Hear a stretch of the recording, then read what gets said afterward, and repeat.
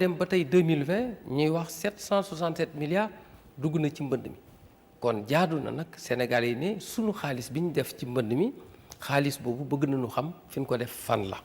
d'accord ñun loolu lañ soxla woon. lu tax defuñu enquête parlementaire sa gis-gis pour mbir mi mën a leer gars yi xam exactement kopparu askan wi fan lañ ko dugal. xam nga ñoom bëgguñu mu leer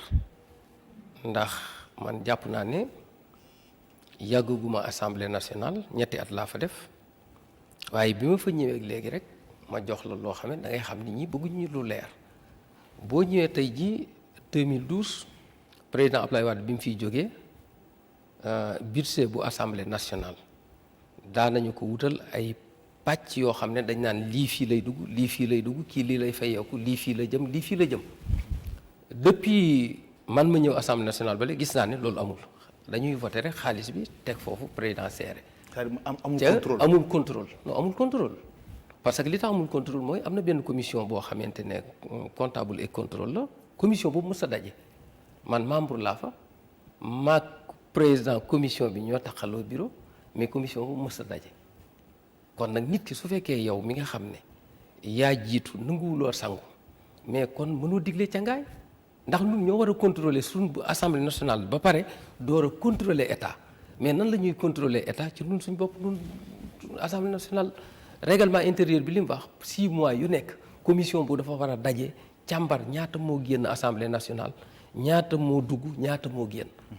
xaalis bi luñ si def mais loolu man ba ma fa dem ba léegi mës a daje ca jàpp naa ne mës a daje.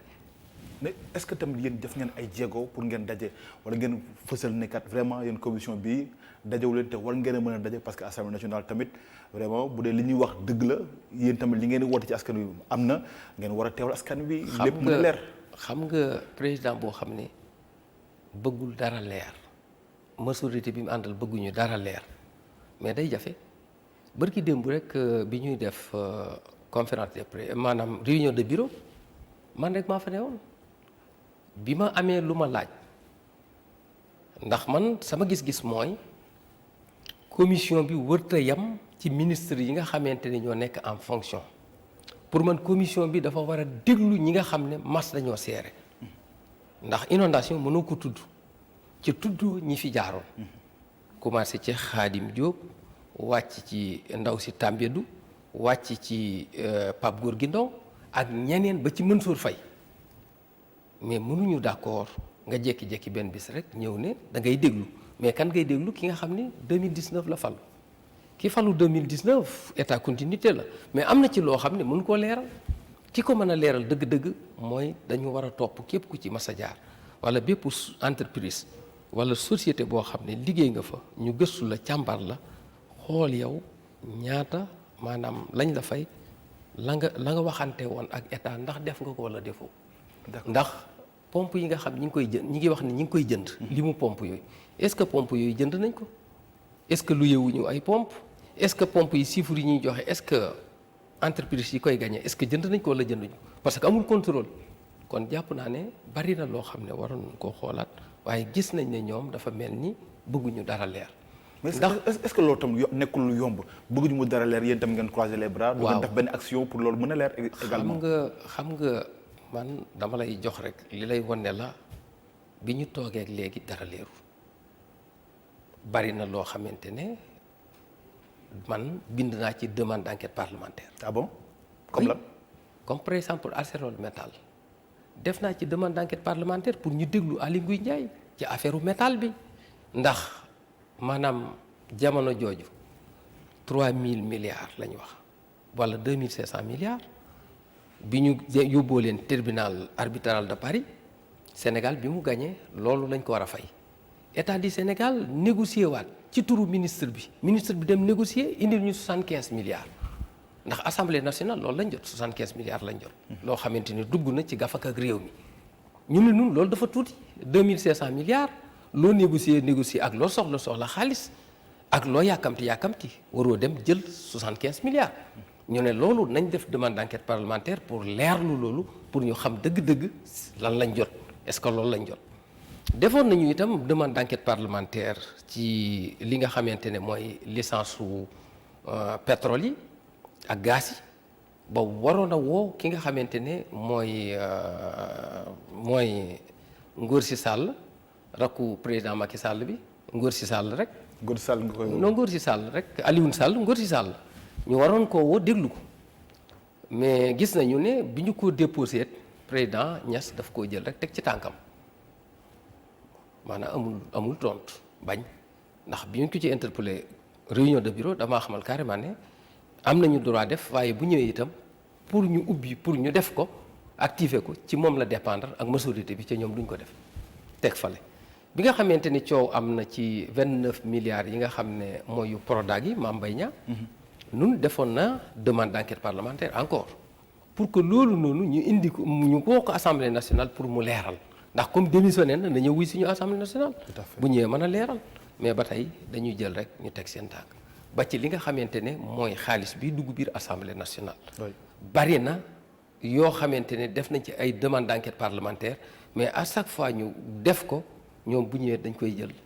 teg ci seen tànk du dem fenn. oui tey bu fekkee def nañu démb conseil présidentiel ci wàllu inondation bi nga dégg ñu turé Macky Sall ne dugal nañ ci 506 milliards de francs CFA est-ce que jàpp nga ni loolu koppar yi nga xam ne ñu turé wax na ko ci plan décennal bi am nga yàqin ne moo dugg ci réew mi ngir ndox mi tàggal ko askan bu ñu gisee ni ba tey ji am na gox yoo xamante ne nii daanaka ñu ngi ci jafe-jafe gi du ñu nelaw du ñu yandoor ndax coono yi nga xam ne ndox mi indil na leen ko tey. xam nga man gëmuma loolu gëmuma ne def nañ ko ci gëmuma ne danañ ko ci def. mais njiitu réew mi moo ko wax quand même. mais gëmuma ko. président de la République taxawal njiitu réew mi yàgg naa wax loo xam ne bu dara desul lu may jëf mu jaar na le waxaat la ne xam nga aussi itam président Macky Sall respecté nañ ko lool waaye nag ay waxam aussi tamit bari na lu mu ñu wax loo xam ne defu ci dara xam nga wax naa la léegi bi muy doog a falu 2012 dafa daaneel Sénat bi ne dafa soxla xaalis boobu pour dugal ko ci mbënd mi bi mu faloo lan la def au conseil économique social dialogue lenn lu ne di lekk ay milliards kooku est-ce que dana économiser xaalis Sénégal li nga jamono maanaam boo xoolee budget bu ñi nga xam ne ñooy liggéey ci biir présidence ñu di ko wax personnel ba ña fay liggéeyee nga xam ne ñoo fa am ay salaire 2012 mi ngi tolloon ci 4 milliards 414 millions tey jii xam nga fu mu toll tey mi ngi toll ci 10 milliards 299 millions mais bâtiment yi ne présidence dafa yokk bureau ya dafa yokk lan moo yokk chiffre boobu c'est parce que bari na ay nit yoo xam ne ay conseillers lañ ak ñoo xam ne ay ministre conseillers lañ wala ñu ay conseillers wala ay nit ñoo xam ne ña nga tëdd seen kër ñu leen di fay te pourtant loolu lañ doon coow di xas président Ablaye Wade naan palais ba dafa jël ay nit dugal leen fa ñuy fayeeku ca ñooñu di fayeeku liggéeyun ca jamono yooyu 4 milliards 414 li ñu doon xasee Ablaye Wade moom la Macky Sall def mais lañ doon xasee Ablaye Wade day wane ne amul woon mi ngi doog a am ndax 4 milliards 414 millions tey mi ngi ci 10 milliards 299 millions. mais lan moo tax njiitu réew mi wax ni dugal nañ 506 milliards ci mën na bi yow nga ne yow mënoo ko dégg. non mais xam nga man dama gëmoon ne amul 2019 taxaw na ne mbënd jeex na fi yàlla dogal ñu àgg 2020 mu taw ñëpp gis ne la ñu waxoon ne def nañ ko mais taw bi weddi na ko xam nga damay faral di wax ne def naa nangam li am solo mooy la ngay wax ne def nga ko bis bu taw bi ñëwee danañ xam li nga wax def nga ko ci mbënd mi def nga ko wala defoo ko te actuellement commission bi ñu ngi def ay tournée mais jàpp naa ne mission bi ñu ngi def ay tournée ca tournée yooyu ñuy def bis bu ñëwee ba ñu am rapport yi nun ndax am nañ fay représentant bu boobaa danañ leen won ay preuves yu wér yuy wane ne ñii li ñu waxoon defuñu ko. tey est-ce que ñu ngi doon xaar tey pratiquement président Assemblée nationale woolu ñi nga xam ne ñoom ñoo yor mbir mi même bu dee sax ñoom peut-être mënuñu fa dem yéen tamit sax ngeen lu ni mel. pour ñu woo leen ñoom. oui mais dañ dina war a woo ñu ñëw wuy si ndax man dama jàpp ne Assemblée nationale war na képp koo xamante ne maanaam dañu la nattaloon ci alalu réew mi nga dem liggéeyi war nañ laa saytu. muy ministre muy directeur muy ku mën a doon war nañ laa mën a woo déglu la. d'accord mais suñu demee ba nga xamante ne gis nañu ne am na ay manquements yu bari ci assemblée nationale mënu la jël ndax commencé nañ woote mais woote ba ci boppam niñ leen di laaje ndax noonu lañ leen war a laaje ndax commission bi jot naa dégloogun ay quelques ministres bari na ay ministres yu fa jaar waaye fi problème bi nekk mooy dëgg-dëgg ñi yore woon mbir mi ndax xam nga ñi fi nekkoon par exemple de 2012 à 2019 ci ministère yi yore woon wàllu inondation ñu ci bari nekkatuñ fa. ñu bees ñoo fa nekk. ñoo dañ leen war a déglu est-ce que. mais dañ leen a war a déglu parce que ñi fi nekk ñi après 2019 lañ fa ne ñu ci bari. d'accord kon ñooñu waru yem ñu nekk fii nii ci gouvernement bu mujj bi. non ñi jiitu woon dañ leen a war a déglu ndax ñii mën nga leen a déglu mais day am fu ñuy yem ndax dana am loo xam ne xam nañ ko am loo xam ne duñ ko xam kon ña doon seere dañ leen a war a woon ne leen la ngeen yoroon yéen maanaam par exemple de 2012 à 2013 de 2013 à 2014 kenn ku ci nekk la nga yoroon na ñëw leeral ñu lam yoroon fu mu ko dugal. d'accord mais est-ce que tey gëm nga ne assemblée nationale teewul na askan wi dëgg-dëgg parce que bu ñu fekkee dañu la dégg tey nga ne bureau bi amoo ci yaakaar bureau bi pratiquement dara soppeeku ci lu bees jiitu réew moo jël listam rek tegaat ko fu bees bu fekkee tey gis nañu ko ci mel ni Abdou Mbow génne woon nañ ko tey ñu dugalaat ko jàpp nga ni taxawaay bi waram dëgg-dëgg ci assemblée nationale am na ak justement li ñuy wax séparation du pouvoir. waaw xam nga séparation pouvoir moom amul ndax loolu bu amoon doo gis ab député taxaw naan man député Macky Sall la au lieu mu wax député du peuple mais moom député Macky Sall xam nga loolu rek day wane ne kon ñooñu gëmuñu ne askan bi ñoom moo leen fi teg ndax jàpp naa ne opposition bi su fekkoonte ne Sénégal yi dañoo voté loon opposition bi ñu am majorité assemblée nationale. tey kon lii tey di am tey du am ndax kon bu boobaa dañuy am doole mën a foo nit mu wuy si ñu ca yoonu président du ca nekk même bu bëggoon a gàntalit du ko man mais ñoo xam ne dañuy war a def dara ñu jekki-jekki rek benn coup de téléphone wala dara rek ñu daal di changer programme wala ñu changer li loolu bokkul ak li taxoon askan bi tànnoon ni man de dinaa la wax ne la opposition bi ñu ngi def seen liggéey dañoo bëriwul nag ndax xam nga assemblée nationale lépp lu mën a doon rek ñoom suñu naree dem ba nar leen a sonal dañ koy soumettre def ko vote te wax naa la ko. loo xam ne bu voté moom 131 députés la am ci 165 députés yi kooku bu fekkee réunion de bureau sax man damay wax dara su ma waxee dara maanaam bu naree indi coow xam nga lan la ñuy def président Niass danaan naa ko soumettre maanaam bureau bi ñu voté ko. ñu voté waaw léegi mel na man contre bureau bi yëpp mais bu boobaa damay man li ma wax du jàll bu boobaa ñoom li ñu wax ñoom mooy jàll ah. loolu nag mooy li nga xamante ne mooy jafe-jafe yi nga xam Sénégal ñu ngi koy. mais loolu tam ci démocratie la bokk quand même. waaw mais démocratie la nu nangul nañ leen parce que askan bi aussi ñoom ñoo leen jox majorité boobu ñu leen jox tey waroon a taxaw tey di défendre askan majorité boobu ñoo dem ànd ak président di xool li président bëgg ak li nga xamante ne mooy yitte président mais nekkuñu ci yitte li nga xamante ne mooy yitte askan. Sénégalais dañoo am impression ni tey aujourd'hui assemblée nationale benn opposition moo fa nekk muy Ousmane Sonko parce que moom la ñuy dégg ci lu bëri di ko gis ci lu bëri bu benn jafe-jafe amee ci kaw askan bi mu taxaw génn naqarlu ko wala fësal ci position boo xamante ne ni amaana dina daal wane ni kat sénégalais yi jox nañ ko nopp. non d'accord Ousmane Sonko ma nga fa mais yenn ni opposant ma nga fa parce que peut-être moom mooy opposant boo xamante ni nekk na assemblée demoon élection ñeneen ñi ci des peut-être demuñu élection moo tax ki dem élection mën naa am kooku la. mais moom la ñuy dégg yéen kenn du la dégg. yow kenn du la dégg sa groupe parlementaire. non même chose pratiquement. non nun jàpp naa li ñuy daj li ñuy daj benn député daju ko assemblée nationale ndax xam nga lu ko waral. mais xanaa Ousmane Sonko bokk ci waaw mais taxawal may ma boo ma dégluwul rek xam nga yéen plénière ngeen ñuy gis xam nga plénière ngeen di gis loolu mais kan mooy teew réunion de bureau man. réunion bureau moo gën a metti man maa fay nekk ak vice présidente yaay maam Albis léeg-léeg bu ñëwul menn man dong maa fay nekk loolu mooy mettit bi xam nga benn nit contre mbooloo mais bu fekkonte ne lu ñuy wane ci télé la bu boobaa mun na am ci ngay doo nga xamee dëgg-dëgg suñu liggéey ndax liggéey bi yëmul rek ci plénière bi bu ñu demaatee encore ci commission yi bul fàttee ni ministre bu ci nekk da ngay ñëw commission door a ñëw plénière yéen plénière ngeen di gis du ngeen gis commission loolu moo waral ñun liggéey bi nga xam dañ koy liggéey mooy ëpp junni yoon yeneen député yi liggéey ndax ñoom ñooy bokk nekk ca plénière ba suñu jëlee kàddu ñun dañuy jël kàddu ca ñun du ñu raté ku mel ni man du ma raté amul benn ministre buy ñëw boo xamante ni du ma jël kàddu xam nga yeneen député am na ministre yu ñëw danañ ñëw am ñoo xam duñ ñëw mais man obligation la ma teew bépp ministre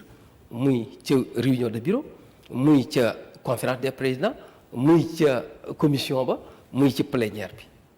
loolu moo gën a metti ndax su fekkoon dama nekk député simple rek su ma neexee damay bàyyi ba par exemple plénière jot ma ñëw rek taxaw wax li may wax ngeen dem sama yoon. D'accord. mais ñun ku mel ni man. jàpp naa ne assemblée nationale li may daj face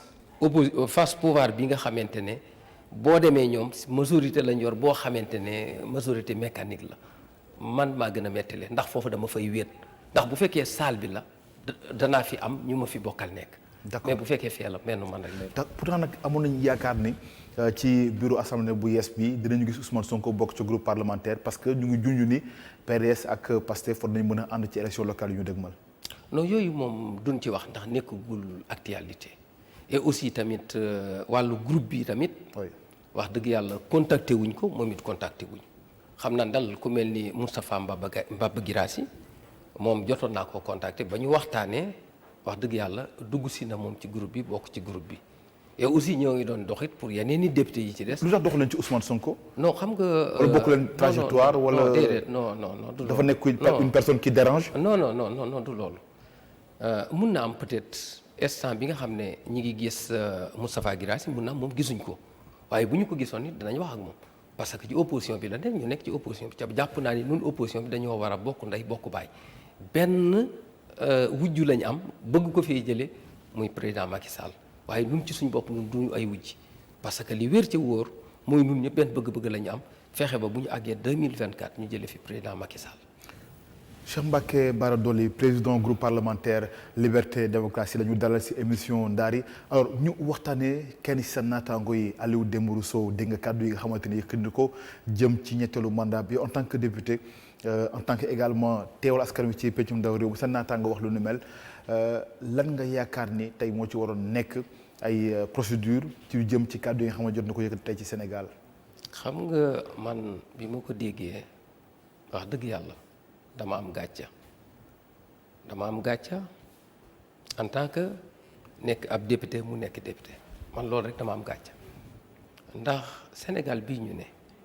Sénégal boo xam ne ñëpp xam nañu ne Sénégal la boo xam ne amul affaire waaso mësu fee am ba ñu amagul indépendance ca maam ya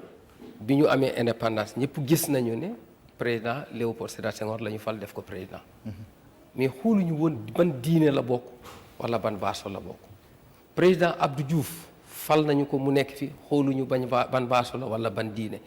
président Ablaye Wade naka noonu ñoom ñooñu ñëpp ñu sàmm li nga xamante ne moom lañ doon ne woon ca maam ña muy fexe ba nit ñi bokk ndey bokk baay kenn bañ a xeeb kenn ci waaso mais man loola nag président Macky Sall wax dëgg yàlla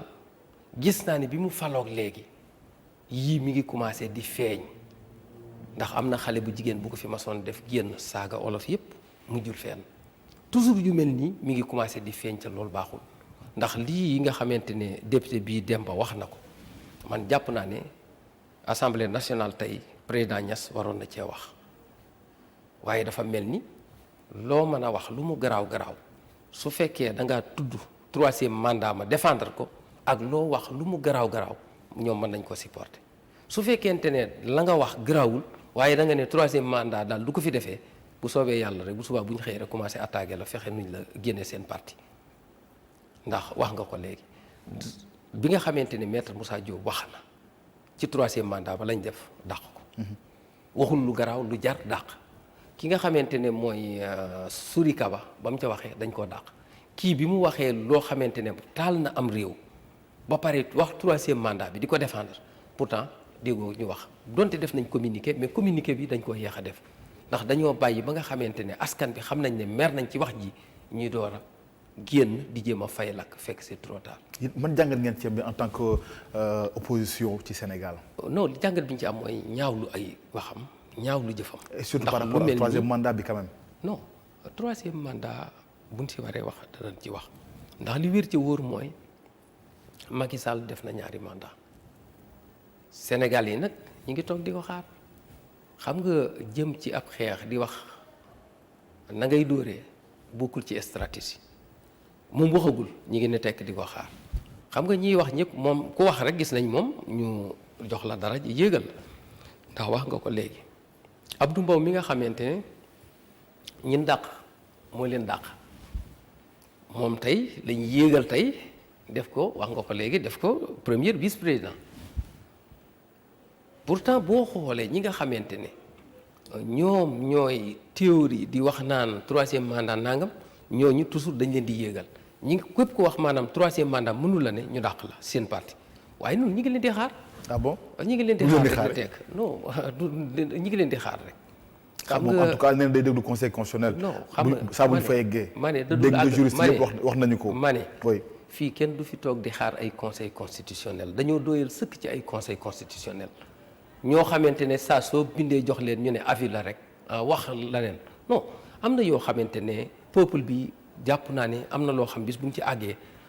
bu soobee yàlla ñëpp danañ xam ne. mais pourtant seen temps loo ngeen doon wax nañu déglu conseil constitutionnel. non on a vu l'exemple ak Abdoulaye Wade. ba ko conseil constitutionnel validé da ngeen def seen campagne dem battre campagne 2012. non mais xam nga bokkul xam nga bu président Abdoulaye Wade ak bii bokkul bii président Macky Sall bërki démb yéen gis ngeen fii journaliste laaj ngeen ko laajati ko mooy li nga ma wax léegi xam nga man aussi ci ay waxam lu bari dama koy jàpp bi mu demee seeti bi mu nekkee candidat dafa dem seeti Amadou Mahtar Mbow bi mu demee dafa wax ne moom d'accord na ci li nga xam ne moom lañ doon waxtaanee ñoom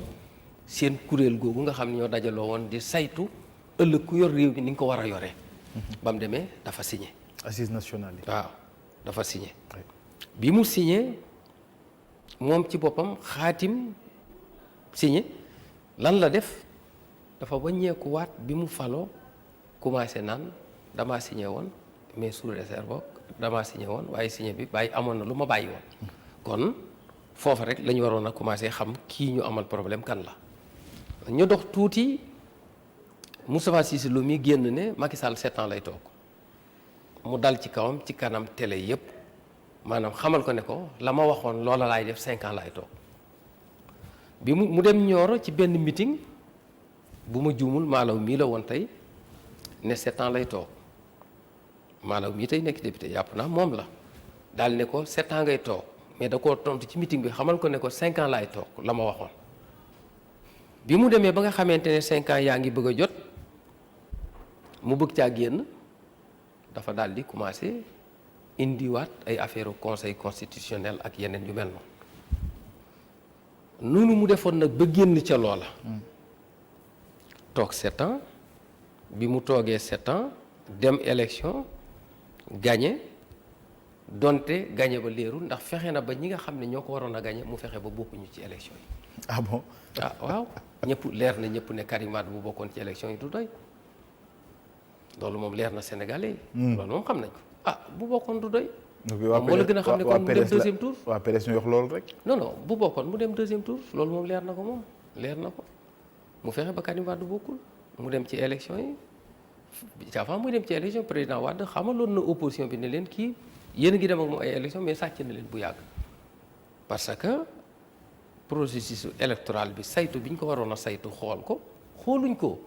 ca diggante fekk élection yi jege na jege goo xamante ni bu ngeen demee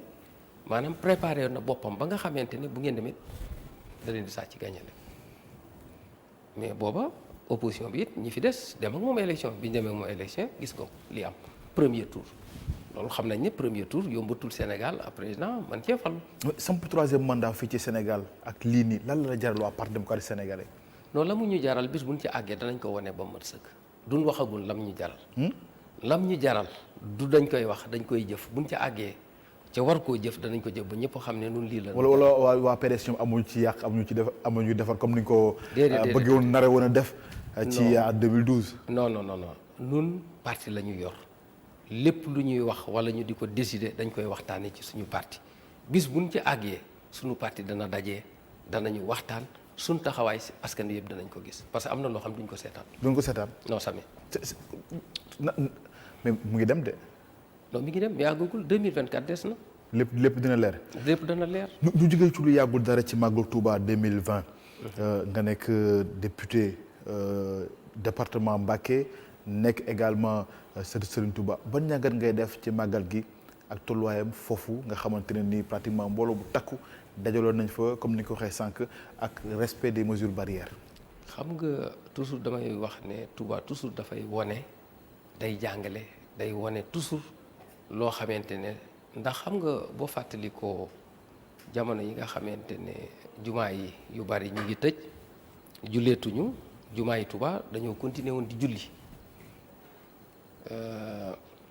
jamono jooju organiser nañ jumaa ji ba nga xamante ne ku fay dugg da ngay takk masque da ngay laal sel ñu fexe yi tamit ba distance yi ñu fexe bañ respecté ko ñu defa amal ay julli àjjuma di amal lépp ñëpp gis nañu ne Dakar it bi ñu ubbee jumaa ji ñëpp gis nañu ci ku fa dem ku fa demul gis ngeen image yi fexe nañu ba respecté li nga xamante ne mooy li docteur yi digle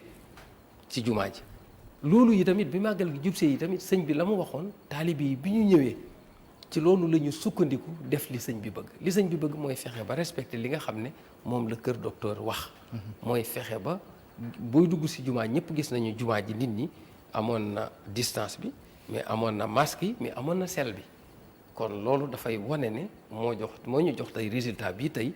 ba ñu màggalee léegi ay cas Covid moom Touba bëriwu fa yeneen dëkk ngay dégg waaye du dégg Touba ca jàpp naa ne aussi wàññeeku na ci Sénégal. d'accord mais problème bi am toujours mooy problème récurrent bi mooy wàllu ndox c'est-à-dire maanaam màggal mënul jot te doo dégg ñàkkum ndox ci dëkk bu tedd bu Touba lan moo ci fas yéene nekk seen jéego. xam nga wax naa ko barki démb rek kër sëñ Touba ci jamono màggal gi xam nga président Macky Sall bi mu toogee ak léegi indiwul benn programme boo xam ne ci wàllu ndox boo xam ne war na mën a jàppale Touba def ko ndax bi mu toogee ak léegi lu mu néew ay ñetti forage la fa def ca président Abdoulaye Wade bi mu fi nekkee def na fi lu toll ci 14 forage moom bi mu toogee ak léegi 4 forage la fa def kon xam nga loolu day wane ne taxawul Touba ndax tey jii nii waroon naa fekk ñu naan def na fa lu mat 20 ndax Touba ni muy màggee ndax la Senghor defoon Abdou Diouf def ko Abdoulaye Wade bi mu ñëwee double loola lay def la Abdou Diouf ak Senghor defoon ndax Touba mooy màggee noonu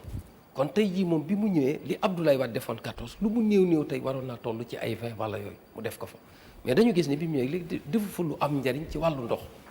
ndax mënuma d'accord dëkk boo xam ne dafa war a amal màggal juróomi fan wala ñeenti fan avant màggal gi Touba ak li nga xam ne mooy digg dëkk bi kenn amatul ndox man mii di wax ak yow jënd naa ay seetal nay ndox séddale ko waa koñ bi ma dëkk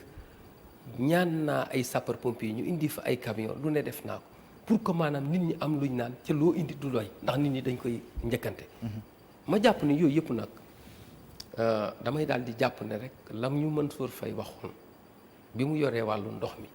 loola dafa mel ni ci programme boobu rek lañ ne maanaam mooy Mansour Faye daf ñu waxoon assemblée nationale ni benn bëgg-bëgg la am moom mooy fexe ba Touba fay ca dana ci def kem kattanam balaa jógee ci ministère bi loolu moom dana ko réaliser ba mu ko waxee nee naa ko kay fayloo ndox Touba moom kooko juddoogul ndax li wér ci wóor mooy ca Serigne Modou Moustapha ba jëmmi tey jii nii amul benn xalifa bu fi mas a ñëw boo xamante ne wax nga ne Touba dañuy fay ndox ca jàpp naa ne ñooñee lu ñu deful woon ku fi nekkit yërmande joojee ñooñee doon doxee ci yërmande jooju rek lay kooko di dox ndax sëñ Mountakha yërëm askan wi ak bëgg loo xamante ne mooy jàppandal askan wi ci loolu la nekk ci lay xëy ci lay gont kon jàpp naa ne kooku état mënu la wax ba pousser ko wala mënuñoo wax ba fexe ba Touba fay ndox léegi nag ci biir loolu nekkatu fi mais dafa mel ni programme ba la ñu wéer programme bi mooy nañu marloo waa Touba nañu fexe ba marloo leen suñu leen marloo ñu sonn bu yàggee loolu mën na leen a pousser ñu ne léegi nan ñu defal ay contrôle ñuy fay mais man jàpp naa ne loolu su fekkee plan boobu mooy seen plan ak seeni xalaat bay woo ñu jël ko sànni ko ca àll ndax li wér ci wóor mooy Touba du fay ndox te aussi Touba boobu noonu du fay ndox mais Touba ci boppam taalibe Serigne Touba yi suñu demee ba gis ne état li mu war a def defu ko ni ñu def ba defar jumaa yi Masalikul Jinaan ni ñu def ba defar jumaa yi Touba xëcc raay bi indi ko jëlee ko Jurbel indi ko ba Touba université bi jàpp naa ne bis bu ñu attaqué ndox mi jàpp naa ne balaa mat weer duutuñu soxlaati état di ñu def lu ndox mais bu soobee yàlla danañ ko def suñu ndox boo xoolee tey lu mel ni Touba ca kanam ñi ngi def ay jéego yu am solo ci Touba ci wàllu ndox mi ak ci wàllu assainissement bi te pourtant assainissement boobu bi ma ko posé question laaj ko Mansour Faye damaa xamal carrément ne ma pareeguñu pour def assainissement Touba parce que suñu budget attanul loolu pareeguñ ci kon jàpp naa ne état ba koy def du ñi waaye nag buñ ko deful it bis dana ñëw taalibi Sëñ Tuubaa yi moom danañ ko def. kon da nga jàpp ne tey jii ñàkkum ndoxu Touba état bu Sénégal loxoom a nga ca. non loxoom a ngi ci biir man li ma jàpp rek mooy nañ leen marloo bu ñu leen marloo bu yàggee bu ñu tàyyee danañu fay ndox wala ñu dem jëndi ndox. mais tamit est-ce que jàppoon ni fay ndox tamit du solution comme pratiquement ñëpp a ngi fay ndox. xam nga pourquoi Touba warul fay ndox. non mais xam nga dafa am loo xam ne aussi day yomb ndax président Macky Sall bi muy ñëw fekk na Touba am 29 forages waa 29 forages de Senghor à Abdou Diouf Abdoulaye Wade ak ay nit yoo xam ne ay taalibey Serigne Touba la ñu jël seen ñaq bënn fa ay forages yooyu est-ce que Touba day xëy benn bés rek jël ko jébbal ko état bi jël ko moom di jaay di def ci poosam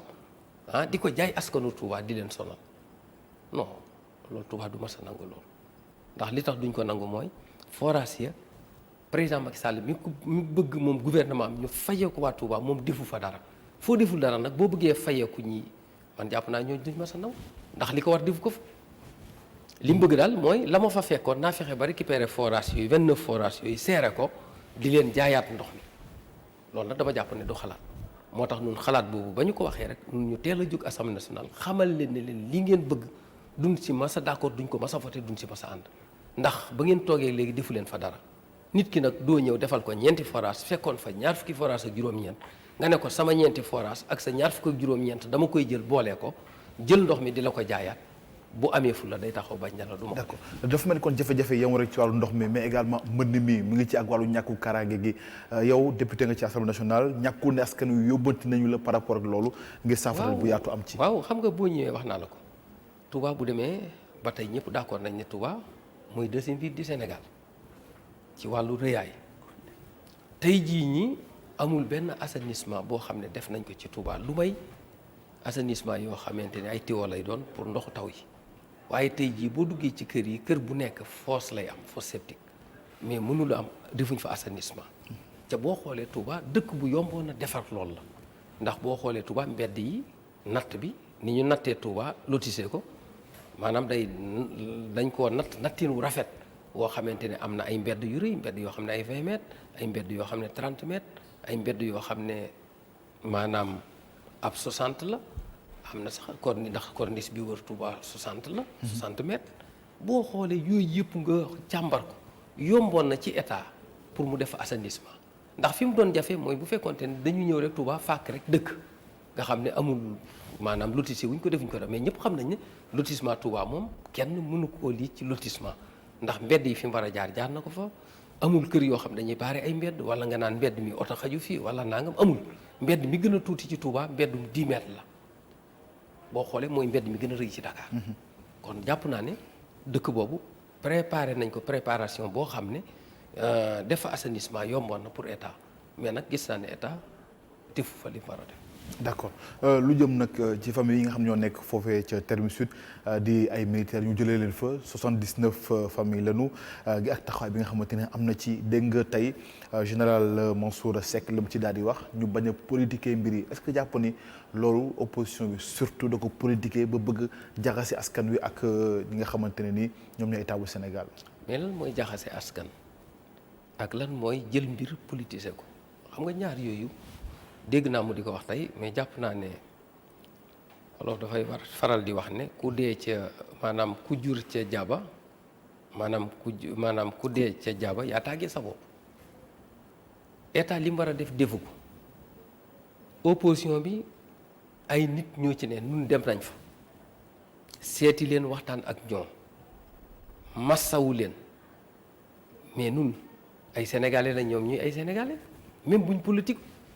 kon lu mel noonu bu dalee ci seen kaw mais opposition war nañoo dem seeti leen waxtaan ak ñoom xool nuñ leen di jàppale ñoom ci seen njàppalin fiñ mën a yem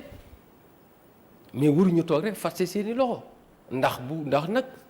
nanu bàyyi di wax ne ndax ñaar rek moo am pouvoir ak opposition ñaari jigéen lañ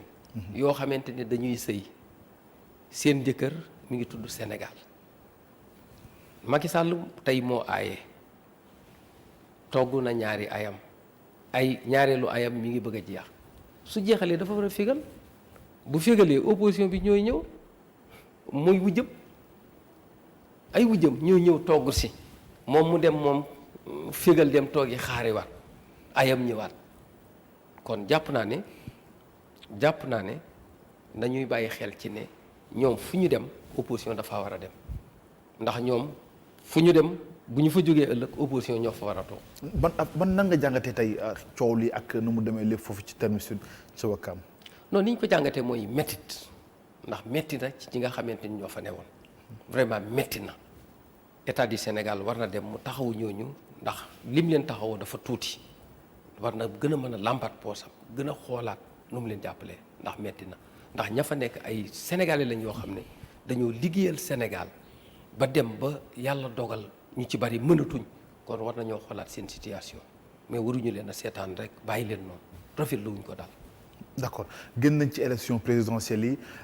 Idrissa Seck borom parti Rewmi moo nekk deuxième ci jongante yi tey ñu bëri jàpp ne moom moo daal di incarne li ñu dippee chef de l'opposition bu Sénégal doo partagé nga avis boobu ak Sénégalais yi wala ñi nga xam ne seen xam-xam dafa màcc jëm ci wàllu politique. xam nga bu ma sañoon doo tudd tur ndax am na ñu xalaat loolu mais am na ñu xalaat leneen. yow loo xalaat. waaw li ma xalaat mën naa la ko wax xam nga man dama jàpp ne am na côté boo xam ne boo ko fa xoolee da dul sérieux sax ñuy tudd ku dul Ablaye Wade loolu nag danaa la ci jox ay tegtal ndax réew yi nga xamante ne am nañu maanaam statut de l'opposition jàpp naa ne boo ko xoolee toujours réew lay doon moo xamante réew yooyu yëpp boo xoolee assemblée nationale ka fa ëppalee ay député kooka lay doon ndax boo jëlee Mali gi ñu gën a jege Soumaïla Cissé pour mu nekk ko dafa dem élection législative jël deuxième ci ginnaaw pouvoir bi am groupe parlementaire demaat élection présidentielle jël deuxième ci ginnaaw président bi ñu jox ko mu nekk chef de l'opposition kon boo xoolee président Abdoulaye Wade ginnaaw boo xamante ne voté nañu lii nga xamante ne mooy référendum yi 2016 président Abdoulaye Wade matale woon na lépp ndax moom la président Macky Sall wutu ci pouvoir bi mais aussi 2017 bi ñu demee élection moom moo am groupe parlementaire. léegi 2017 ba 2020 ñuy door a wax affaire ay statut de l'opposition ay affaires yooyu ay chef de l'opposition man ma jàpp ne loolu pour ñun duñ ci wax parce que amul sens ndax ki ko moom ñëpp xam nañ ko pourquoi de 2017 ba 2019 ba 2020 ñu ngi ciy doog a waxaat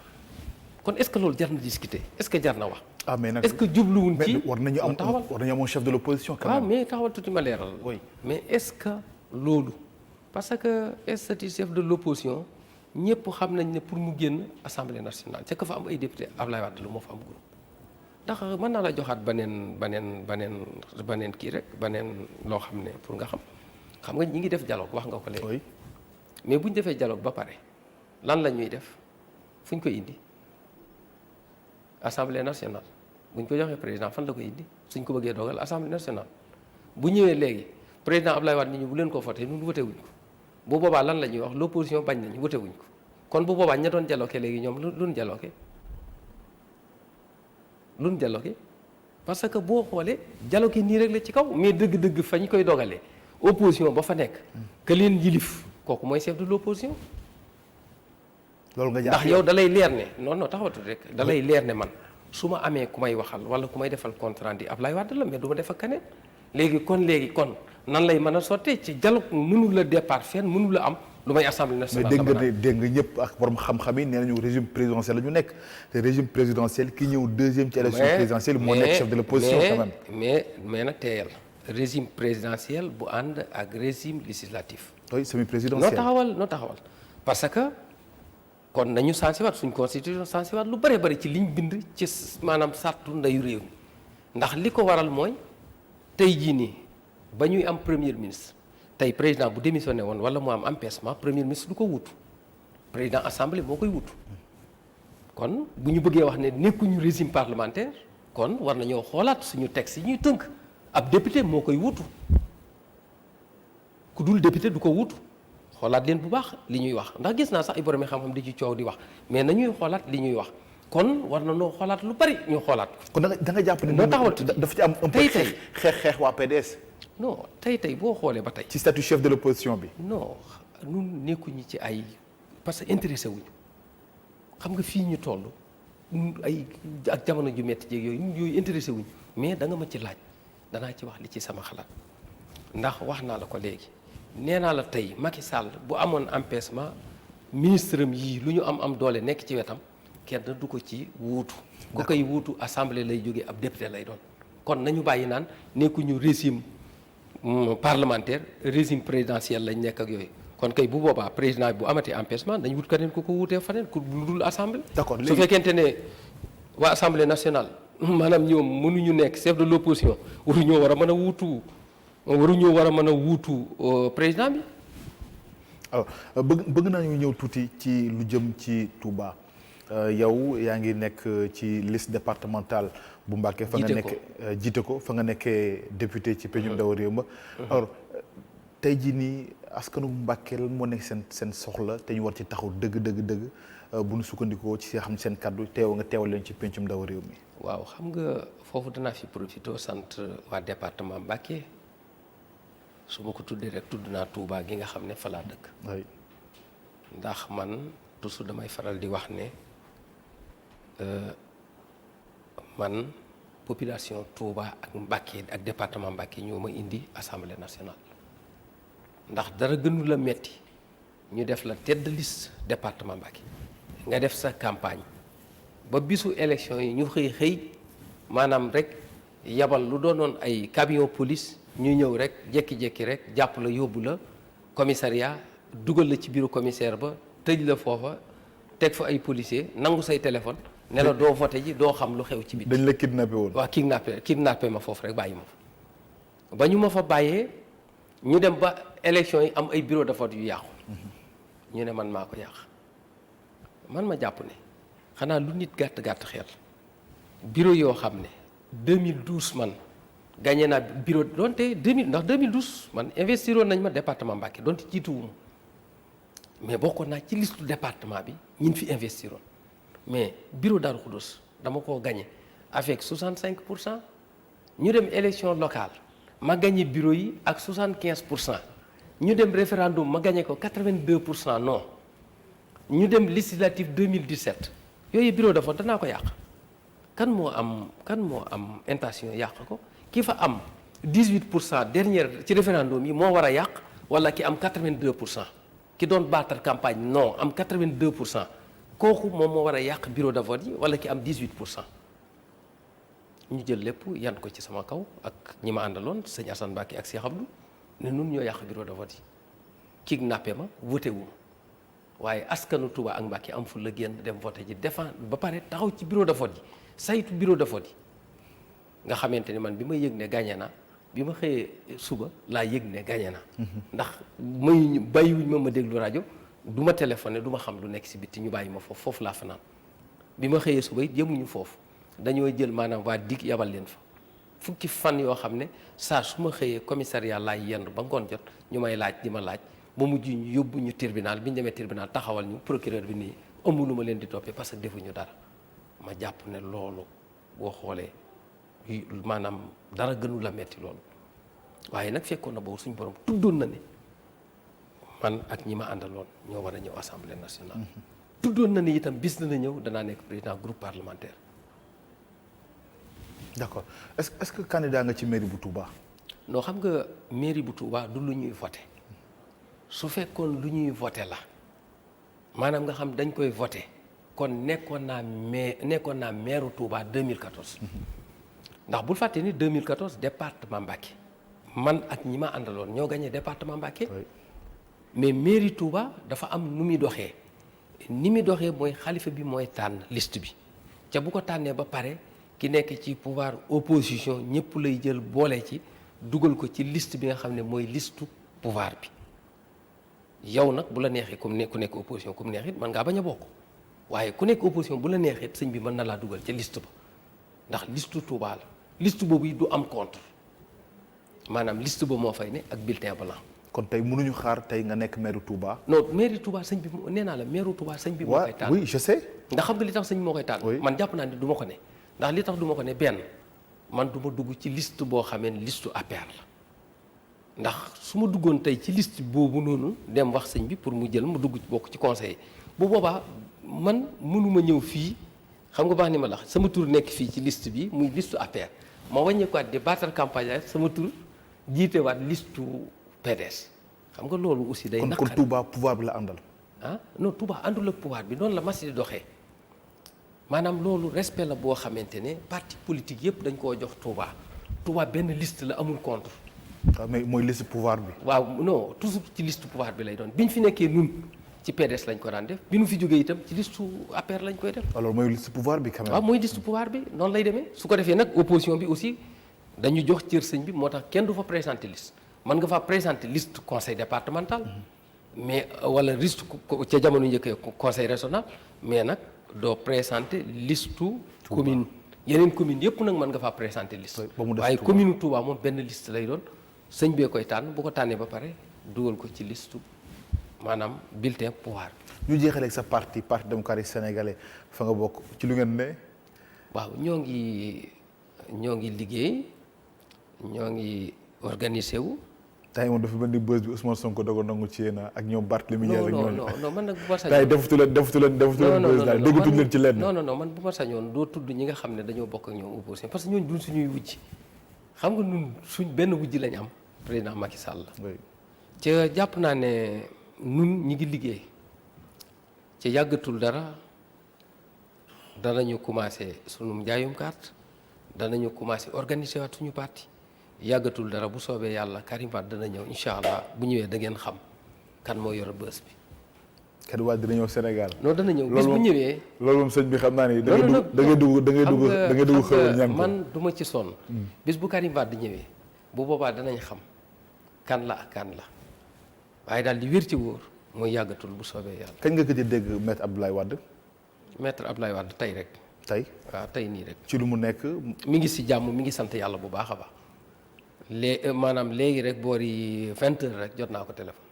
mi ngi si jàmm mi ngi sant yàlla bu baax a baax a baax. lan mooy yóbbalam ci Sénégalais yi tey jamono ji. waaw xanaa toujours di dénk askan wi rek ñu gën a góorgóorlu ci nangoo liggéey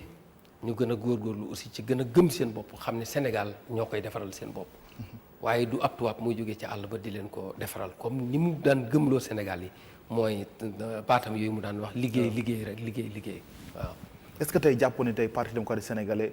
mën nañu jàpp ne tey bu doon nit la wala bu yor bakkan mu ngi ci sukuraat ginnaaw kàngam yi nga xam jot nañ ci génn ñu ci mel ni ñoom Omar Sarr ak ñoom Babacar Gaye ak ñu ci mel ni maître El Hadji Amadou Sall ñu ci des. xam nga Baba. toujours dama koy faral di wax journaliste nañ bàyyi loolu parti démocratique parti bu am doole la man bëgguma di jël ay nit di leen maanaam di jël ci ñoom maanaam exemple man ci sama bopp rek laay jël. man 2012 dañ maa investir liste département wax naa la ko sëñ Fallou Mbacké moo ko jiite woon nekkoon président conseil régional ministre Moussa Sakho